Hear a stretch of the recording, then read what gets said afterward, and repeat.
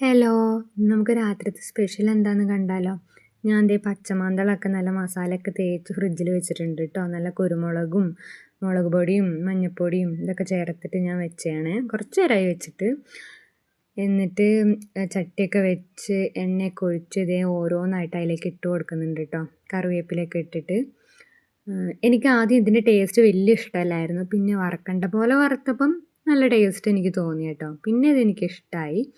അപ്പോൾ ഇതേ അങ്ങനെ പച്ചമാന്തളൊക്കെ വറുത്ത് ഇവിടെ സെറ്റാക്കി വെച്ചിട്ടുണ്ട്.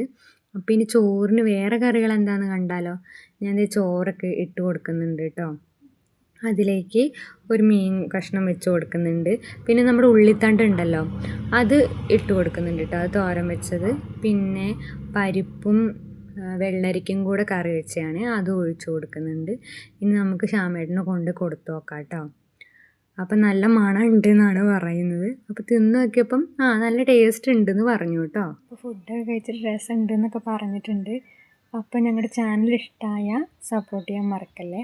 അപ്പോൾ അടുത്ത വീഡിയോ ആയിട്ട് കാണാം.